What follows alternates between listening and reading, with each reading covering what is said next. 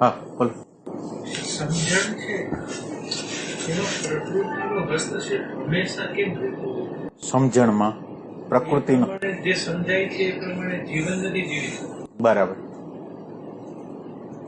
એટલે સમજણ અને એક્શન, ક્રિયા, કર્મ વચ્ચે ગેપ છે એવું કહેવાનું છે ને. આપણને ખબર બધી હોય છે પણ કરી નથી શકતા. એટલે આપણે જેને આપણે સમજણ કહી છીએ, અન્ડરસ્ટેન્ડિંગ કહી છીએ, એ અન્ડરસ્ટેન્ડિંગ શું છે એમ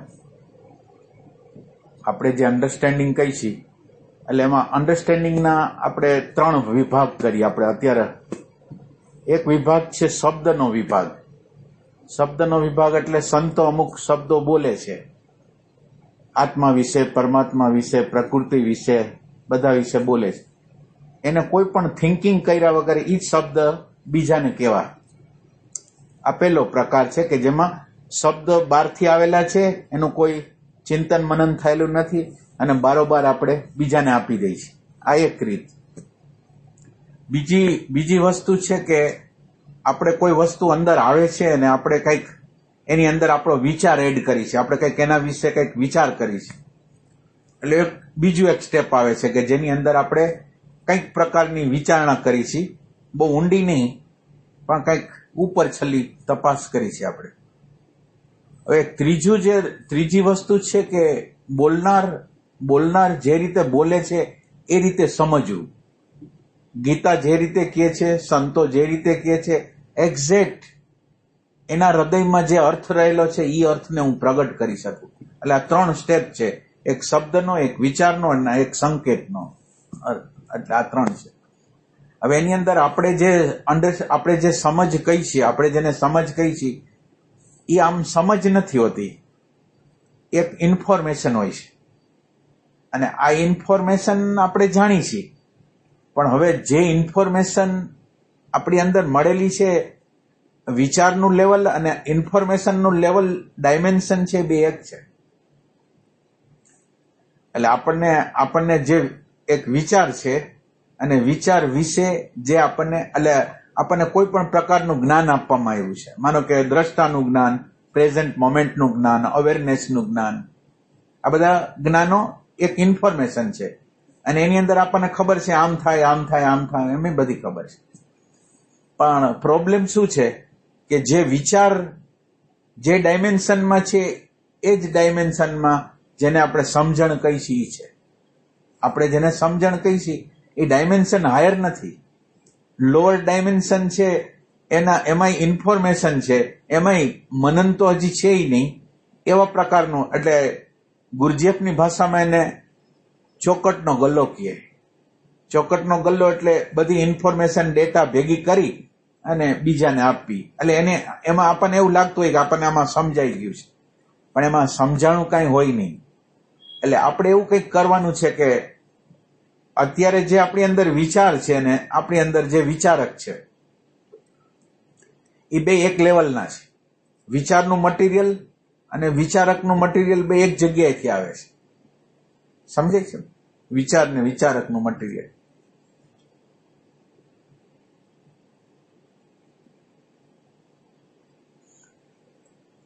આપણી અંદર જે વસ્તુનો વિચાર આવે છે એક, અને વિચાર માનો કે મને ક્રોધ આવે છે, લોભ આવે છે, ઘૃણા આવે છે અને વિચાર કેમ કે છે આ ન હોવું જોઈએ અને કાઢવું જોઈએ. આ બે ના મટીરિયલ ક્યાંથી આવે છે? ડેટામાંથી આવે. હવે આ ડેટામાંથી જે મટીરિયલ આવે છે એટલે આ જે નિરીક્ષક આપણી અંદર જે નિરીક્ષક ઉભો છે, એટલે અત્યારનું આપણું જ્ઞાન છે એ ઇન્ફોર્મેશનમાંથી આવેલું છે. અને હવે આપણે જે જ્ઞાન જોઈશી એ આપણા હોવાપણામાંથી જોઈશે, આપણી અવેરનેસમાંથી જોઈશે, આપણી પ્રેઝન્સમાંથી જોઈશે. અને અત્યારે આપણું આખું નોલેજ છે એ ડેટામાંથી આવે છે. એટલે આ ડાયમેન્શનમાં આપણે કાંઈ ન કરી શકીએ. અને કુદરતની એક વ્યવસ્થા છે. કુદરત એમ કહે છે કે પેલા આને નકશો આપો. એને જોતો હોય ન જોતો હોય, પણ કુદરત એમ કહેવા માંગે છે કે આને કોક દી નકશો હશે તો કોઈક કામ આવશે. એટલે કુદરતની એક રચના એવી છે કે આપણી પાત્રતા છે કે નથી એ આપણને કોઈ પણ પ્રકારનો આધ્યાત્મનો મેપ આપવા માંગે છે. હવે આ મેપને એપ્લાય કરવા માટે પ્રેમ જોશે.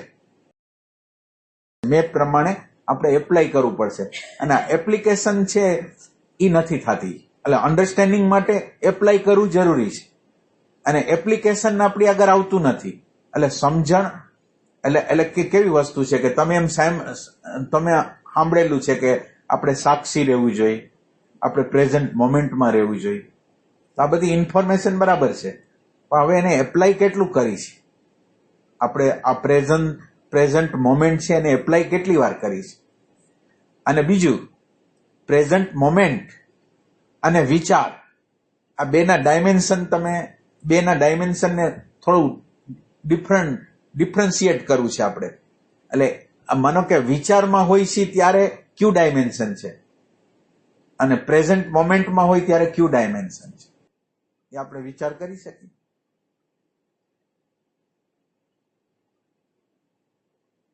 વિચારની અંદર આપણે ડેટાને ડાયરેક્ટ રીતે અડી છીએ. આપણી અંદર જે ડેટા છે એને ડાયરેક્ટ અડી છે.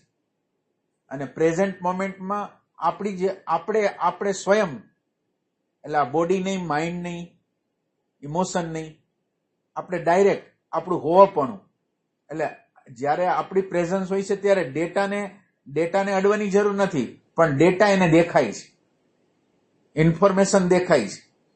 આપણી અંદરની વૃત્તિ, આપણી અંદરનો વિચાર, આપણી અંદરની ઇમેજ આપણને દેખાય છે. જ્યારે આપણે પ્રેઝન્સમાં હોય છીએ ત્યારે આપણે ડાયરેક્ટ રીતે હોવાપણામાં છીએ અને હોવાપણામાં એક પ્રકાશ છે નાનકડો હરખો, અને એ નાનકડા હરખા પ્રકાશની અંદર આપણી અંદર શું હાલી રહ્યું છે, આ પ્રકૃતિ બહાર કેવી રીતે છે, અત્યારે ગરમી છે, ઠંડી છે, પક્ષીનો અવાજ છે, એ બધાને આપણે સાંભળી શકીએ છીએ.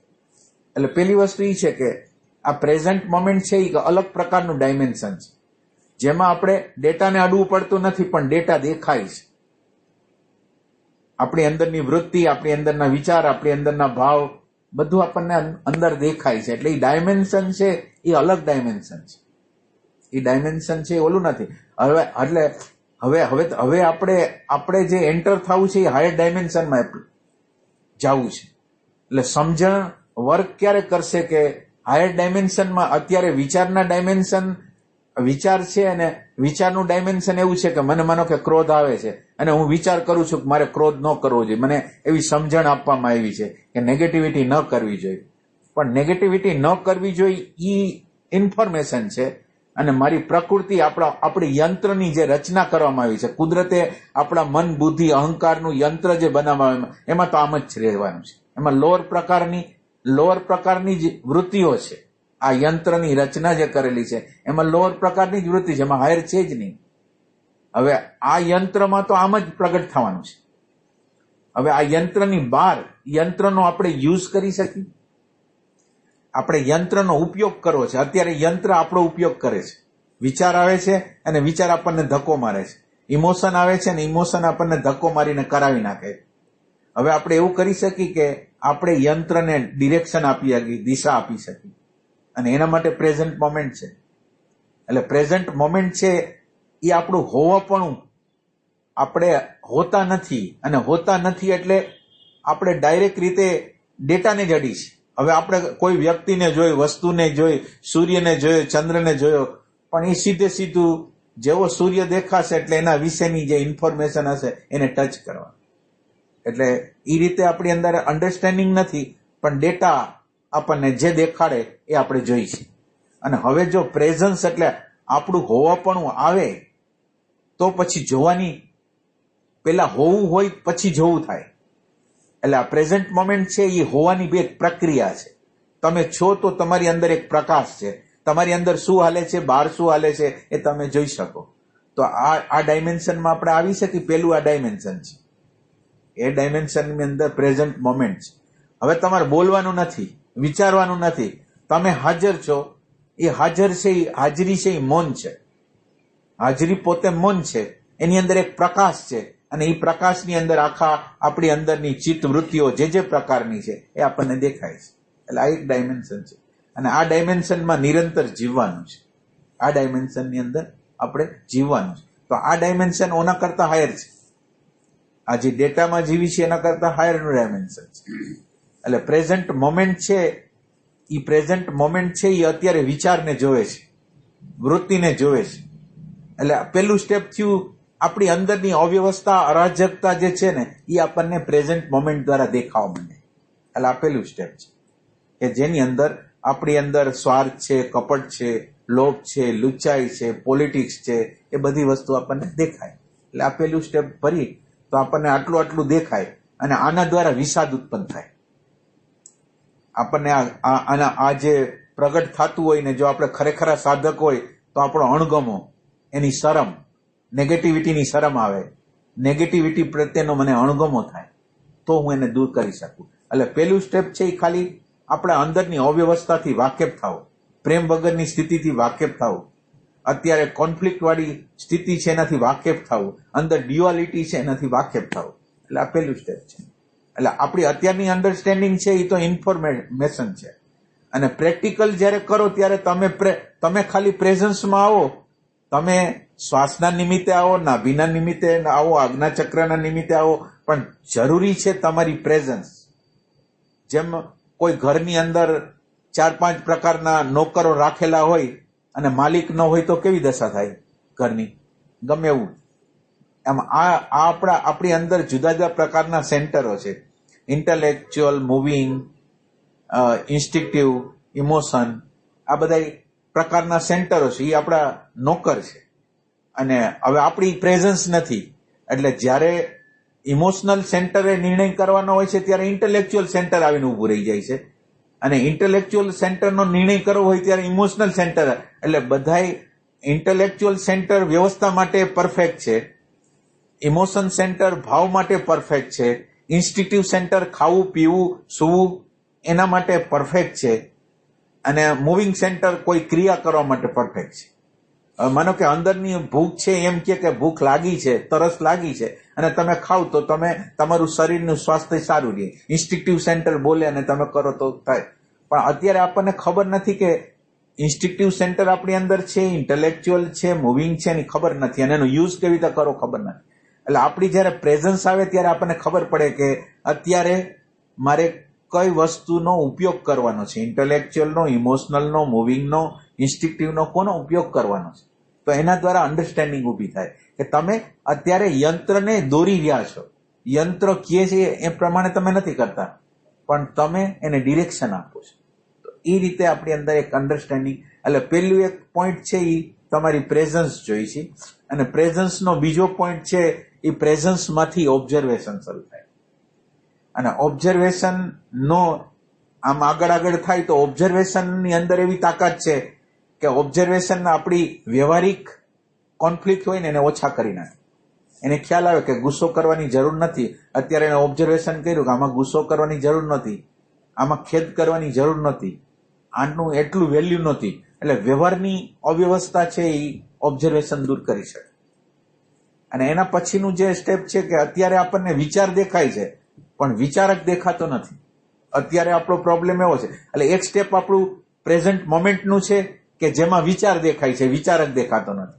હવે બીજું જે સ્ટેપ છે એની અંદર વિચારે દેખાય છે અને વિચારકે દેખાય છે. અન્ડરસ્ટેન્ડિંગ પ્રગટ કરવા માટેના સાધનો છે. હવે વિચાર, માનો કે અત્યારે મારી અંદર નેગેટિવિટી આવે છે, મારી અંદર ક્રોધ આવે છે, મારી અંદર ઘૃણા આવે છે. તો અત્યારે મારી અંદર ઘૃણા આવે છે એટલે આપણી અંદર શું થાય છે કે આવા વિચાર ન આવવા જોઈએ. એટલે આને નિરીક્ષક કહેવાય, આને વિચારક કહેવાય. એને જે અભિપ્રાય આપ્યો એ આપણને દેખાતો નથી. નેગેટિવિટી આવે છે અને હું અંદર ખેદ કરું છું કે હજી તો નેગેટિવિટી બહુ આવે છે, નેગેટિવિટી બહુ આવે છે. એટલે વિચારક મને દેખાતો નથી. વિચાર દેખાણો. હવે મારે એનાથી જુદું થવાનું છે કે અભિપ્રાય એવો કે આ અવસ્થા સારી નથી, એનાથી હું સેપરેટ થાઉં છું. અને આ સેપરેટ થવાની જો પ્રક્રિયા કરીએ ને તો અહીંથી અન્ડરસ્ટેન્ડિંગની શરૂઆત થશે. સાચી અન્ડરસ્ટેન્ડિંગ જે કહેવાય ને, એટલે એ વિચારની જોવે છે, વિચારકને જોવે છે, અને એના દ્વારા આખું યંત્રથી આખો સેપરેટ થઈ જાય. અને આ સેપરેટ થાય ને ત્યારે એની અંદર અન્ડરસ્ટેન્ડિંગ આવે. એટલે અત્યારે જે ડાયમેન્શનમાં આપણે જીવી છીએ એ ડાયમેન્શનમાં અન્ડરસ્ટેન્ડિંગ આવી નહીં શકે. આપણે એના કરતા હાયરના ડાયમેન્શનમાં જાશું તો જ આપણે એની અંદર એન્ટ્રી મારશું. એટલે અત્યારે તમે એમ સમજો કે આ 3 ડાયમેન્શનલ વાળું જગત છે, લંબાઈ, પહોળાઈ, ઊંચાઈ વાળું જગત છે.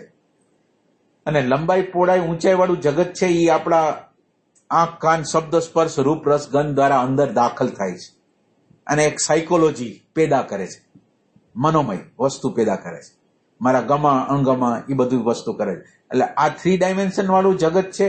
મારી અંદર જે સાયકોલોજીકલ જે માન્યતાઓ જે ધારણાઓ છે એ 4થું ડાયમેન્શન છે. અને આ 4થા ડાયમેન્શનને જોનાર કોક દાખલ થાય એ 5મું ડાયમેન્શન છે. અને આ 5મા ડાયમેન્શનમાં જયારે આપણે પ્રવેશ કરી ત્યારે આપણી અંદર અન્ડરસ્ટેન્ડિંગનો જન્મ થાય. જ્યાં લગીન આપણે 5મા ડાયમેન્શનમાં પ્રવેશ ન કરી ત્યાં લગીન આપણી અંદર હાયર અન્ડરસ્ટેન્ડિંગ, અને એ અન્ડરસ્ટેન્ડિંગ છે એ આપણને એપ્લાય ન કરી એટલે આપણે ગમે એટલું સમજતા હોય પણ આપણી અંદર કોઈ કોન્ફ્લિક્ટ જાય નહીં. એટલે કોન્ફ્લિક્ટને દૂર કરવો હોય તો 5મા ડાયમેન્શનની અંદર આપણે પ્રવેશ કરવો જોઈએ. અને એમાં નિરીક્ષકને જવાનો છે, વિચારને જવાનો છે, વિચારકને જવાનો છે. અને હવે જો સાચી અન્ડરસ્ટેન્ડિંગ હોય તો આપણા હોવાપણાને ટચ કરવાનો છે. રિયલ અન્ડરસ્ટેન્ડિંગ જયારે પ્રગટ થશે એ રિયલ હોવા. અને આ આપણે આપણી સાધના ક્યાં લગીન કામ આપશે અને આપણી સાધના પછીની શું વસ્તુ આવશે તો કે આપણી સાધના છે એ વિચાર અને વિચારક લગીન આપણે સાધના કરી શકીએ. એટલે આપણી સાધનાનો પ્રકાર કેટલો રહેશે કે વિચારને જોઈ શકીએ અને વિચાર વિશે અભિપ્રાય આપે છે એનાથી જુદા થઈ શકીએ, એટલો આપણે જે પુરુષાર્થ કરી શકીએ આટલો છે. હવે આના પછી હવે આપણે જ્યાં લગીન હોવાપણાને ટચ નહીં કરી ત્યાં લગીન આખું ટ્રાન્સફોર્મેશનની પ્રક્રિયા થવાની નથી. એટલે હવે હોવાપણું જે છે ને એ કૃપા દ્વારા આપણી અંદર પ્રગટ થશે. હવે આ જગ્યાએ આપણે ઉભા રહી જઈએ છીએ અને આ જગ્યાએ આપણી અંદર તીવ્ર પ્યાસ જાગે છે કે આ હોવાપણું શું છે, અથવા અવેરનેસ શું છે, અથવા રિયલ સેન્સમાં પ્રેઝન્ટ મોમેન્ટ આપણે બોલી છીએ ઘણું પણ એક્ઝેક્ટ શું છે, એની અંદર ઇન્ક્વાયરી પ્રેમ અને આમ શોધ હોય કે આ શું છે, અવેરનેસ શું છે, સાક્ષિત્વ શું છે. તો કોઈ એક પલ એવી આવે છે કે એમાં સાક્ષિત્વ આપણા અંદરના પ્રેમ દ્વારા, અંદરના પોકાર દ્વારા એ સાક્ષિત્વ આપણી અંદર અવતરી જાય છે. 1 સેકન્ડ, 2 સેકન્ડ, 5 સેકન્ડ થોડી. અને જો આનું અવતરણ આપણી અંદર થાય તો પછી આપણી અન્ડરસ્ટેન્ડિંગ ક્રિયાન્વિત થશે. એટલે અત્યારે આપણે જોઈ છીએ એ આકાર ઉપરની વસ્તુ જોઈ છીએ. જેમ ઝાડ ઉગી ગયું હોય એના ફળ ફૂલ થઈ ગયા હોય ને ફળ ફૂલને આપણે જોઈ છીએ, એમ અત્યારે વિચાર છે એ આપણે જે જોઈ છીએ એનું સ્થૂલ રૂપ છે, એનું મૂળિયું આપણને અત્યારે દેખાતું નથી. ઓલા આપણે હોવાપણાને જયારે ટચ કરશું ને ત્યારે એના મૂળિયાને આપણે જોઈ શકશું. અને મૂળિયું એટલે કારણ શરીરને આપણે જોઈ શકશું તો આપણી અંદર જે આપણી અન્ડરસ્ટેન્ડિંગ સાચી રીતે કાર્યરત થશે. આ એનો સેન્સ છે, હોવાપણાને ટચ કરવાનો છે. વિચારને જોયો વિચારક અથવા નિરીક્ષક, એટલે હવે એ ક્ષણે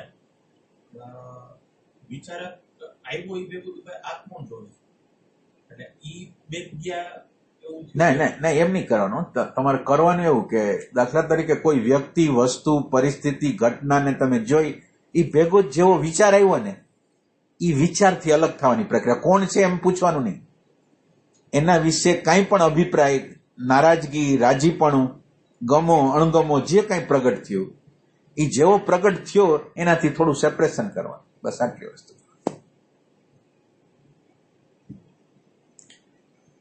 અને આ સેપરેશન છે એ તમે જુદા પડો છો, તમે એનાથી વાકેફ થાવ છો, પણ દૂર થવાની પ્રક્રિયા તો ઓને અડશો ને, સત્તત્વને અડશો ને, સ્પર્શ કરશો ને ત્યારે જ થવાનું, એ પહેલા કંઈ થવાનું નથી.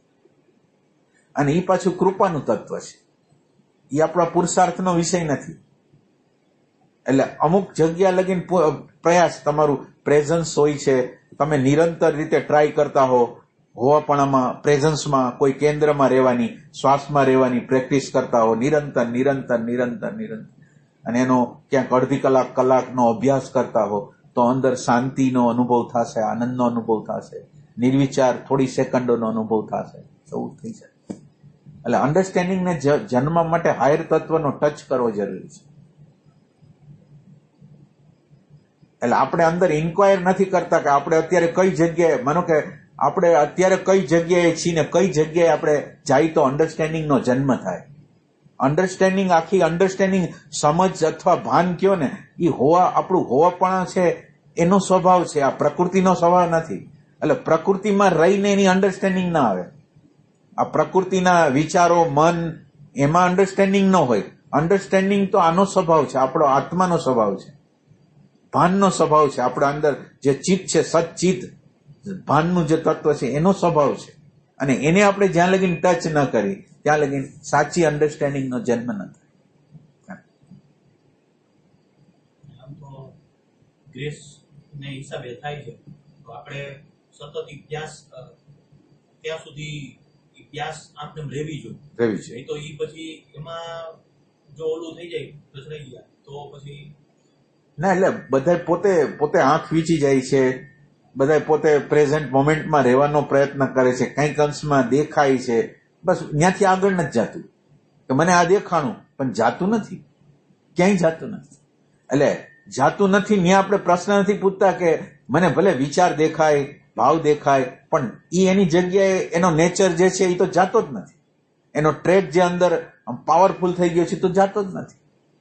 હવે જાતો નથી તો ક્યાંક અત્યારે મારા જોવામાં કચાશ છે, મારે જે રીતે જોવું જોઈએ એ રીતે મને જોતા આવડતું નથી. તો ત્યાંથી આપણી શરૂઆત કરી શકીએ.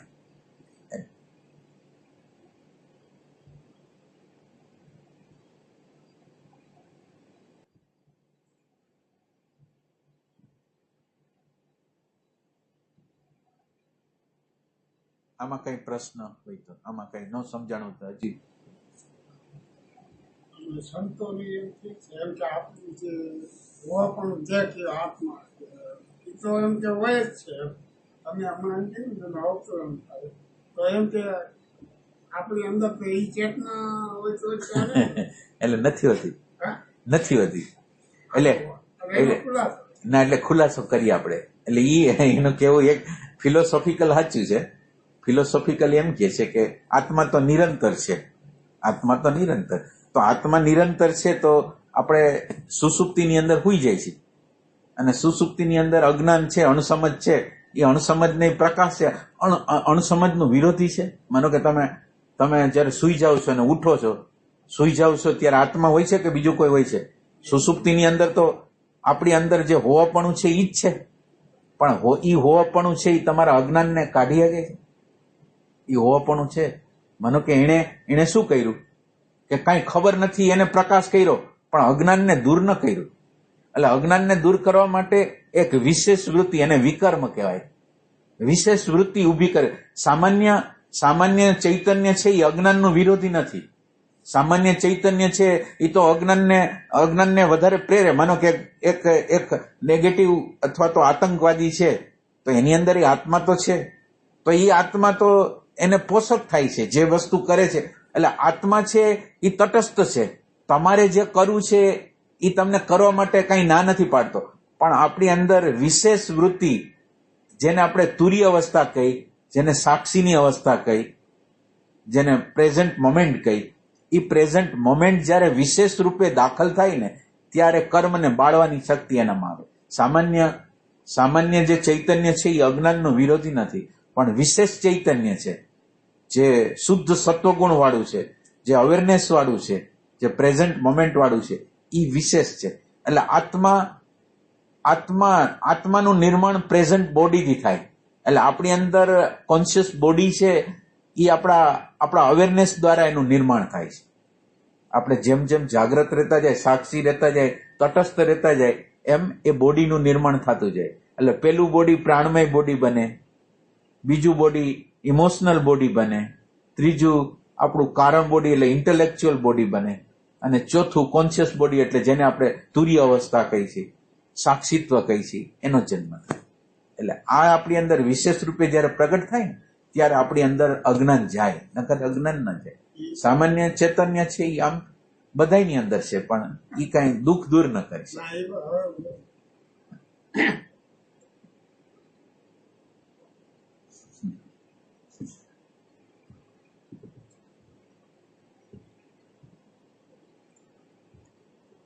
સમજ પ્રગટ થતી જાય એમ એક એક બોડીનું નિર્માણ થતું.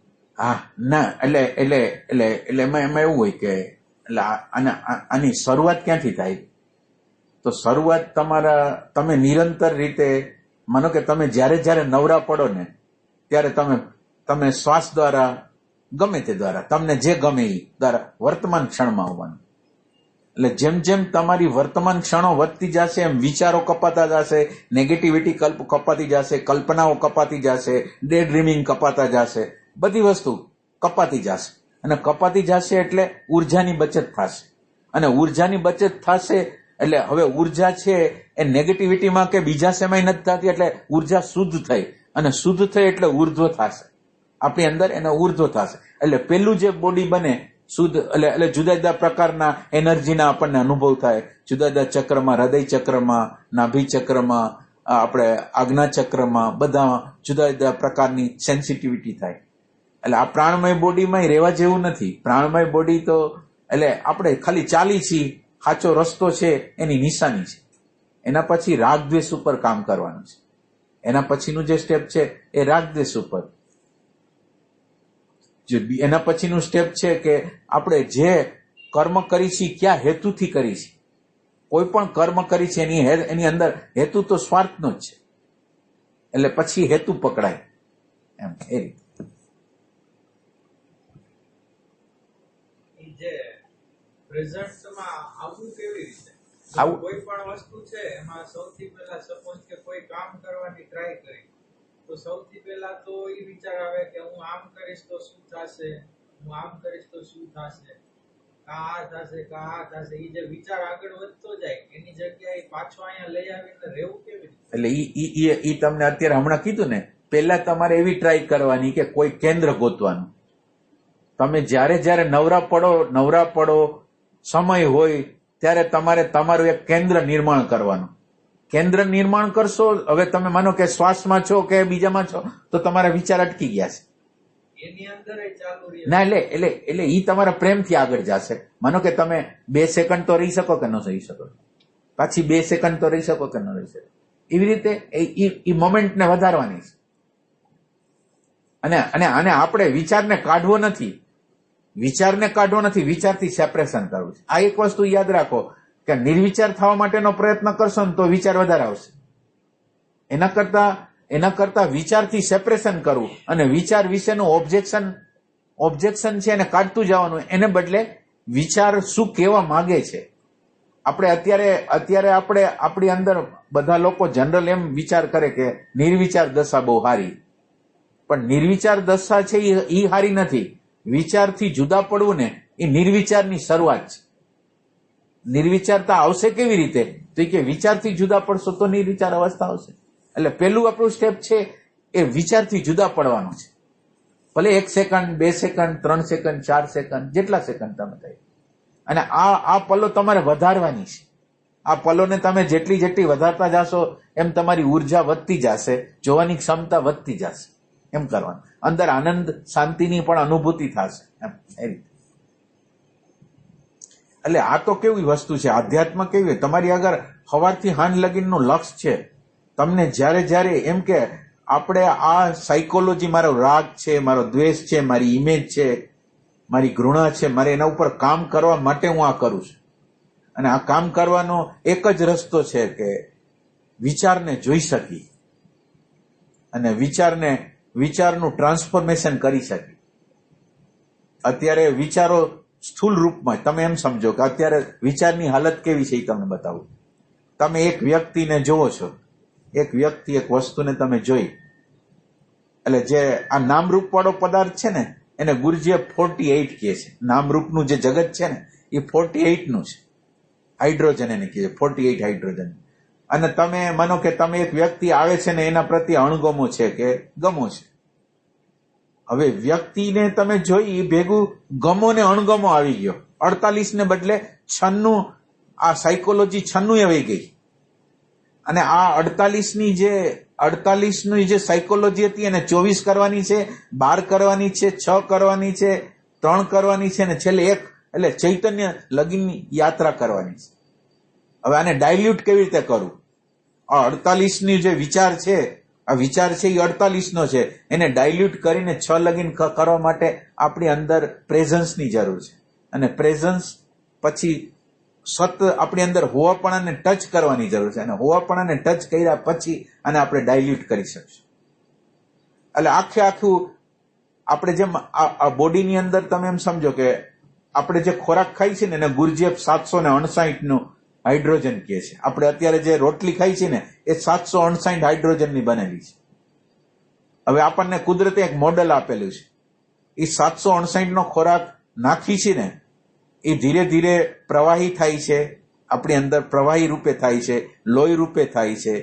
પછી આપણે મેગ્નેટિઝમ, આપણી અંદર જે 96 નું મેગ્નેટિઝમ છે, મેગ્નેટિઝમ બને છે. આપણી અંદરનું ઇમોશન બને છે, આપણી અંદરનો વિચાર બને છે. 759 નો ખોરાક, અને છેલ્લે સેક્સ ઉર્જા બને છે 12ની. ઓલો 759 હતો અને સેક્સ ઉર્જા છે એ 12ની બની, એનું ટ્રાન્સફોર્મેશન કરતા કરતા 12 બનાવે. એવી રીતે 48 ને આપણે ઠેઠ આપણે 6 લગીન, વધારેમાં વધારે 6 એટલે પ્રજ્ઞા કહેવાય. એટલે હાઇડ્રોજનના નામ તો અમસ્તા જ છે, એનું નામ પ્રજ્ઞા છે. 6 એટલે પ્રજ્ઞા છે, 24 એટલે સેન્સિટિવિટી છે. એમ એ રીતે એને લેવાના છે. અને સેલ્ફ રિમેમ્બરિંગ ને એને હાઇડ્રોજન 12 કહે છે. સેલ્ફ રિમેમ્બરિંગ એટલે પાછું શું? એટલે સેલ્ફ રિમેમ્બરિંગ એટલે તમને જોયા એ ભેગા જ અંદર એની સ્મૃતિ, એસોસિએશન સ્મૃતિ આવી, બેયને પકડી લીધું. વ્યક્તિ પરિસ્થિતિને જોઈ અને એના વિશે જે અભિપ્રાય આવ્યો એને જોઈ લીધો, અને આપણા હોવાપણાને ટચ કરી લીધો, એને આત્મસ્મરણ કહેવાય.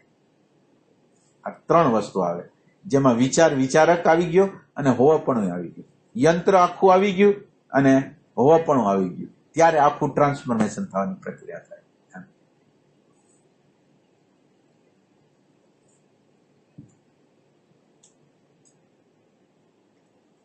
અને આપણે શું અત્યારની પરિસ્થિતિમાં આપણે મન મનાવતા હોય કે પોઝિટિવનેસ રાખવાની છે, પોઝિટિવનેસ રાખવાની છે. એટલે પોઝિટિવ રાખવાની છે એ વિચાર તમે અત્યારે આપ્યો, માનો કે પોઝિટિવ રહેવું છે, તો અત્યારે નેગેટિવ વિચાર ન આવ્યો, પણ પોઝિટિવનેસ છે એ લોઅર પ્રકારના યંત્રનો વિભાગ નથી, કઈ આવવાનું નથી. અત્યાર પૂરતો નેગેટિવિટી ન આવી, પણ પાછું એ નેગેટિવિટી તો આવવાની જ છે. એટલે આ નેગેટિવિટી હંમેશ માટે ન આવે એના માટે જે હોવાપણાને ટચ કરીને, આપણી અંદર જે જોનાર છે એને જો ટચ નહીં કરીને, તો ટ્રાન્સફોર્મેશન કોઈ દી થવાનું નથી. એ હાયરમાંથી આવે છે. પ્રેમનું તત્વ, શાંતિનું તત્વ, આનંદનું તત્વ, હોવાપણાનું તત્વ એ આપણા અસ્તિત્વમાંથી આવે છે. અને એને જ્યાં લગીને આપણે ટચ ન કરી ત્યાં લગીને ટ્રાન્સફોર્મેશન ન થાય.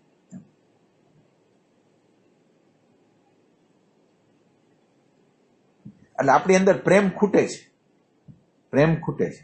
એટલે પ્રેમ ખૂટે છે એટલે આપણે જે જગ્યાએ હોય એ જગ્યાએ વર્ષોના વર્ષો. અને આની અંદર તો પાછું એવું છે, કુદરતનો એક રાજ છે કે પછી બહુ સમય લગીને તમે કામ ન કરો ને તો તમારું ડાયવર્ઝન થાય. તમારા પ્રકૃતિના પાછા ઓરિજિનલ જે રૂપો હોય એમાં આપણે તમારે શબ્દ, સ્પર્શ, રૂપ, રસ, ગંધ, માન, મોટાઈ તમારે જવું જ પડે. કા કામ કરવાનું, કા દીવાથી દીવો જગાવી દેવાનો, અને કાં પછી પાછું ઓરિજિનલ આપણે જે પ્રકૃતિ છે એ આપણને 20 વર્ષે, 30 વર્ષે, 40 વર્ષે ગમે ત્યારે તમને પાછું ઓરિજિનલ પ્રકૃતિ, જે લોઅર પ્રકારની પ્રકૃતિ છે ત્યાં ખેંચી જશે. તો નાનકડો હરખો પણ એનો ચિરાગ આપણે અંદરનો દીવોનો હળગાવ્યો ને, અવેરનેસનો દીવો, તો આપણે લાંબો સમય એકમાં ન ટકે.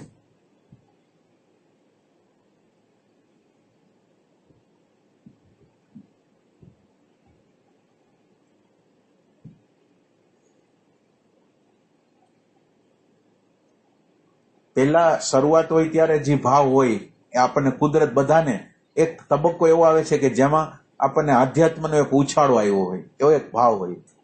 હવે એમાં તમે કંઈ ન કરી શકો ને, એ ઉછાળો થોડા 10-15 વર્ષ રહી શકે, એમાં તમે કંઈ ન કરી શક્યા ને તો પછી પછી ને થાય. એ વખતે પ્રકૃતિનું પુણ્ય પ્રગટ થયું હોય અને પુણ્યના પ્રકોપે સંત પુરુષો આપણને મળી ગયા હોય, બેયનું વાતાવરણ મળી ગયું હોય, અને એ વખતે આપણે જો કાંઈ ન કરી શક્યા તો પછી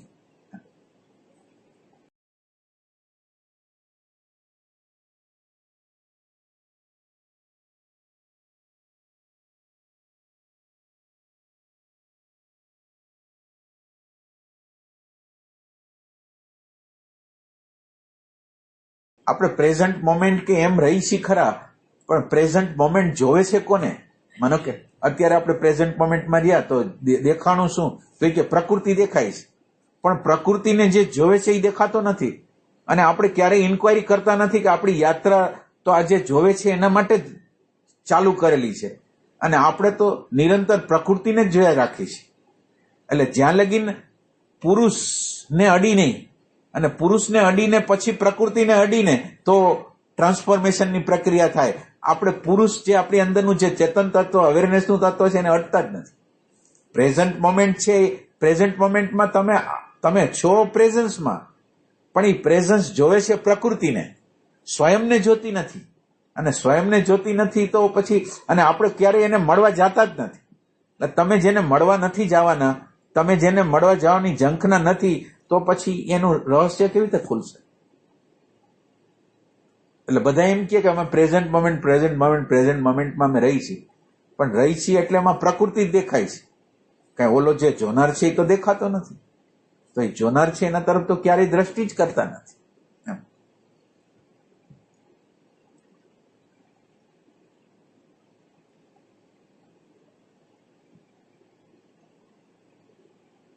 અને સૌથી મોટું કામ તો એવું છે કે તમે આખો દિવસ જે કામ કરતા હો, કાજ કરતા હો, તો તમારી અંદર નિરંતર એવી વસ્તુ છે કે અત્યારે જે તે પરિસ્થિતિ છે એના ઉપર કામ કરવાનું છે. જે તે પરિસ્થિતિ અત્યારે વિચાર હાલી રહ્યા છે, કલ્પના હાલી રહી છે, કોઈ નેગેટિવિટી હાલી રહી છે, આના ઉપર મારે કામ કરવાનું છે. એટલે આપણે એને એપ્લાય કરતા હોય આખા દિવસ દરમિયાન, જ્યારે કંઈક નેગેટિવિટી, કંઈક વસ્તુ આવે ને એને એપ્લાય કરતા હોય કે આને કેવી રીતે, આનાથી પાર કેવી રીતે જવાય, આપણે કઈ વસ્તુમાં જીવિતો અને યથા યોગ્ય રીતે જોઈ શકીએ, એવો પ્રેમ જોઈએ. અને વર્ક કરવું પડે. અત્યારે મને નેગેટિવિટી આવતી હોય, અત્યારે મને ક્રોધ આવતો હોય, કોઈ મને મારા ઈગોને હર્ટ કર્યો હોય, તો મને નેગેટિવિટી આવતી હોય, એ વખતે હું એને એપ્લાય કરી શકું કે ન કરી શકું? મહત્વની વસ્તુ આ છે. તમે ધ્યાન આંખ બંધ કરો છો એ મહત્વનું નથી, અહીંયા એપ્લાય કરો છો કે નહીં. અને ધ્યાને કેવું કરો છો? ધ્યાન એવું હોવું જોઈએ કે જે આ ધ્યાન છે એ જોવા માટે ઉપયોગી થાય એવું ધ્યાન હોવું જોઈએ. પાછું આંખ વીચી ગયા ને ગમ્યા વયા ગયા એવું નહીં. આ અત્યારનું જે નેટ પ્રેક્ટિસ છે એ ખરેખર મારા સાયકોલોજીકલ સમસ્યાનો ઉકેલ કરશે કે નહીં કરે, એ આપણે જોવાનું. આપણું ધ્યાન ક્યારેય કરતા ક્યારેય સહાયમાં નથી આવતું જ્યારે નેગેટિવિટી આવે છે ત્યારે. એટલે એ તો કંઈ કામનું નહીં. આમાં સમજે છે કે જેમાં કંઈક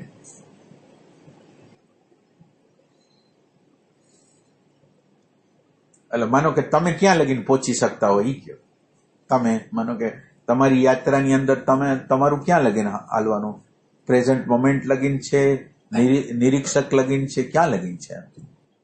નિરીક્ષક આવે છે અને પછી એનાથી બેક જવાની જે છે ને ત્યાં અટકાવ, ત્યાં કદાચ કંઈક 50 છે.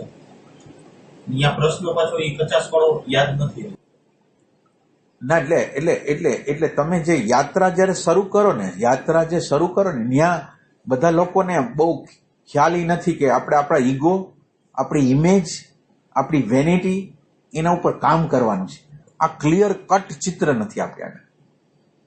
એટલે તમે કોઈ પણ સાધકને જોશો ને, સાધકને તમે સેજ ઈગો નહીં પણ સાચી વાતે કરશો ને તમે, તો એને હર્ટ થાય છે. તો એનો અર્થ એમ છે કે એની આગળ ક્લેરિટી નથી કે મારે કામ ક્યાં કરવાનું છે. એટલે આપણે જયારે આ સાધના શરૂ કરી છે ત્યારે અંદર ક્લેરિટી હોવી જોઈએ કે મારે ઈગો ઉપર કામ કરવું છે, ઇમેજ ઉપર કામ કરવું છે, આ વેનિટી ઉપર કામ કરવું છે, બીજાને હારા દેખાડવા માટેના જેટલા પ્રયાસો હું ખોટા કરું છું એના ઉપર કામ કરવાનું છે. આપણી દરેક ચેષ્ટા છે બીજા શું ધારશે, બીજા શું માનશે એના ઉપર હાલે છે. અને આના ઉપર આપણે કોઈથી થિંકિંગ નથી કરતા કે આપણું એક વ્યવહાર, એક વર્તન બીજાના રેફરન્સમાં હાલે. મને શું મજા આવશે એ કાંઈ નહીં, મને ખુશી કેવી રીતે આવશે એ કાંઈ નહીં. એટલે આમ ક્લિયર કટ નથી ને ચિત્ર. માનો કે મારે ઈગો કે ઇમેજ ઉપર કામ કરવું હોય તો મારે શું કરવું જોઈએ? મારે કેવી જાગૃતિ રાખવી પડે? મારું જોવાનું કેવું હોવું જોઈએ? તટસ્થ તો હોવું જોઈએ ને. તો પેલું તો મને દેખાતું નથી, અને દેખાય છે તો પાછો પ્રોબ્લેમ એવો થાય છે કે દેખાય છે ઈગોના ભાગમાં જમા થઈ જાય છે, સંતોષના ખાતામાં જમા થઈ જાય છે. મને માનો કે થોડીક વાર માટે મેં પ્રેઝન્ટમાં આવ્યો અને મને કંઈક દેખાઈ ગયું, તો એ દેખાઈ ગયું ઈગોના ભાગમાં ગયું, સેટિસ્ફેક્શનના ભાગમાં ગયું અને આપણી પ્યાસને મારી નાખી. આ પ્રેઝન્ટ મોમેન્ટ, આપણી પ્યાસ વગરની પ્રેઝન્ટ મોમેન્ટ.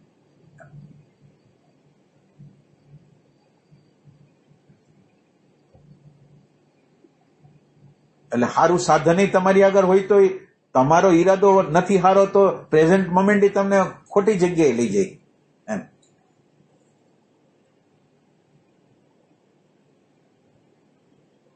દરેક સ્ટેપે સૂક્ષ્મ બનવાનું હોય છે. પેલું જે સ્ટેપ આપણે ભરી, પેલા સ્ટેપની અંદર વિચાર દેખાણો, એટલે વિચાર દેખાણો એના દ્વારા તમે રાજી ન થાવ. શું નથી દેખાણું? હજી મારા જોવાની અંદર શું કચાશ છે એ પ્રશ્ન નથી આપણને.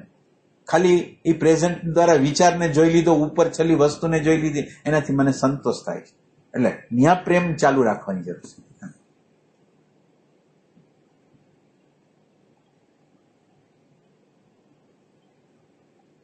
અને સાધકો તો પોતાના ક્રોધને જસ્ટિફાઈ કરે છે, પોતાની લુચ્ચાઈને જસ્ટિફાઈ કરે છે, તો પછી યાત્રા જ કેવી રીતે થાય? તમે જયારે જસ્ટિફાઈ જેને કરતા હો તો યાત્રા જ કેવી રીતે થાય?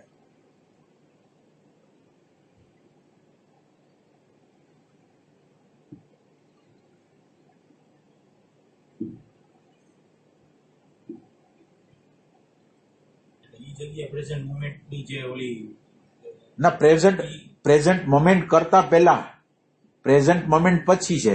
પણ તમને નડતર શું થઈ છે? તો એ કે ઈગો, અહંકાર, આગ્રહ, દ્વંદ, અંદરના દ્વંદો. આમ કરી તોય દ્વંદ, આમ કરી તોય દ્વંદ, ઓમ કરી તોય દ્વંદ. આપણે માનો કે સહન કરી લઈ તોય દ્વંદ. મને કોકે કીધું ને આપણે સહન કરી લીધું એટલે અંદર નેગેટિવિટી, ભલે બહાર ન કરી, અને બહાર એટેક કર્યો તોય મારી અંદર નેગેટિવિટી આવી ને મારું અંતઃકરણ તો બગડી ગયું.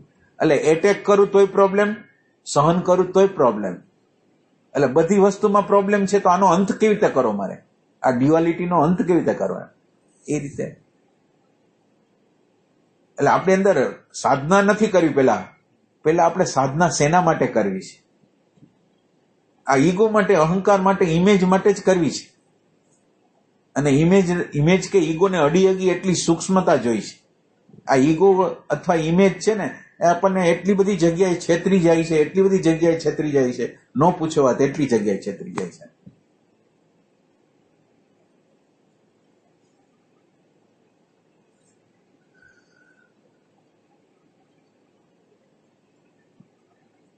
કઈ પ્રશ્ન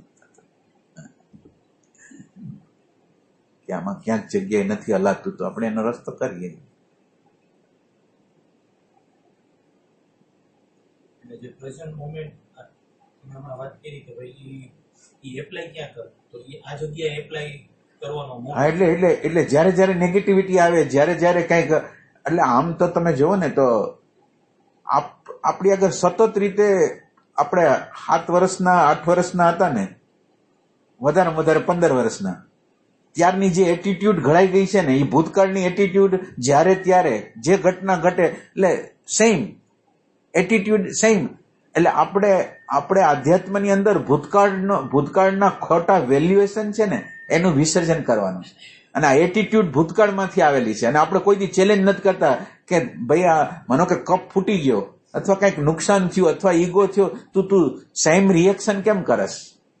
આ રિએક્શન સેમ શું કામ કરસ? આ બદલાવ તો કાં નથી તું? એને જ એક ઘટના 100 વખત બને, 1000 વખત બને, 1,00,000 વખત બને, એકને એક રિએક્શન. તો આ એટીટ્યુડ છે એને ચેન્જ કરવાનું છે. અને પ્રતિક્ષણે કંઈ ને કંઈ બની રહ્યું છે. અને એટીટ્યુડ, કાલનો એટીટ્યુડ, 7 વર્ષના હતા, 8 વર્ષના હતા, એનો જે એટીટ્યુડ છે એ આજ મને દોરે છે.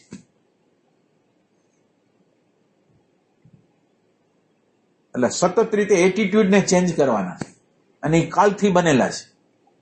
અને એને ક્યારેક કરતા ક્યારે આપણે ચેલેન્જ નથી કરેલી. તું દર વખતે તું હેરાન કરસ, નેગેટિવિટી જ ઉત્પન્ન કરસ, બીજું કઈ તારા આગળ છે? કઈ નેગેટિવિટી સિવાય કઈ નથી એની આગળ.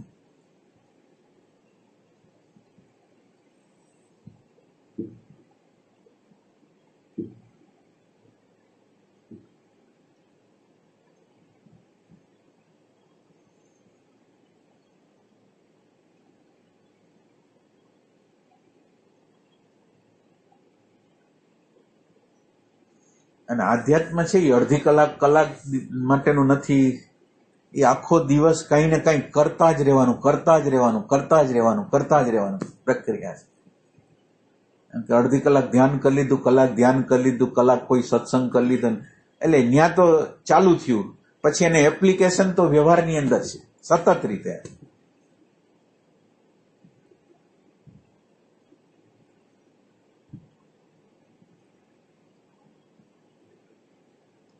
અને આપણા દરેક કર્મને આપણે તપાસીને તો આપણને ખ્યાલ આવે કે આપણું કર્મ, દરેક કર્મ છે એ સ્વયં માટે નથી, બીજા માટે છે. બીજા એમ કીધું, માનો કે તમે કોઈને દાન કરો, એ બીજા લોકોએ મને કીધું છે, મને એ દાન આપું છું, અત્યારે હું કોઈક વસ્તુ આપું છું ને અંદર રાજીપો થાય છે એવું નથી, પણ બીજા લોકોએ મારે પુણ્ય કમાવું છે. તો આ પુણ્ય માટે તમે આ વસ્તુ તો તમે વિચાર કરો કે આપણી સ્વયંની તો છે ને. બીજા લોકોએ આપણને જે ડેટા નાખ્યા છે એ પ્રમાણે આપણે વર્તવા માંડી.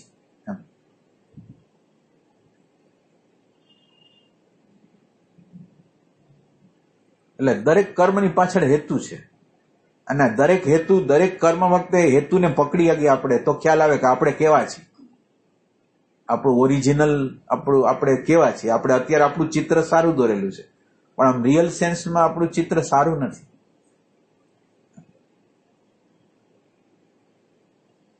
આપણને માનો કે આપણને એવું લાગતું હોય કે આપણી અંદર પ્રેમ છે, આપણે બધા લોકો હારે સારો વ્યવહાર કરી છીએ. એ પ્રેમ અનુકૂળતાનો પ્રેમ છે. હમણાં પ્રતિકૂળ થાય એટલે તમે જુઓ તમારી પોઝિશન. એટલે અત્યારનો પ્રેમ છે એ એડજસ્ટમેન્ટ છે, શોષણખોરી છે, કે હું તમારી આગળ કેટલું ખુશી મળે છે ને તમને મારી આગળથી કેટલી ખુશી મળે છે. બસ એના ઉપર આપણા સંબંધનો આધાર છે, ખુશી ઉપર, શોષણખોરી. હવે આને આપણે પ્રેમ કહી છીએ.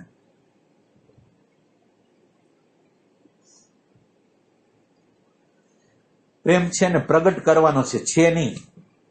પ્રેમ છે આપણી અંદર પોટેન્શિયલ રૂપમાં છે, પણ એને આપણે પ્રગટ કરવાનો છે. જ્યાં જ્યાં સ્વાર્થ આવે ત્યાં કામ કરવાનું છે.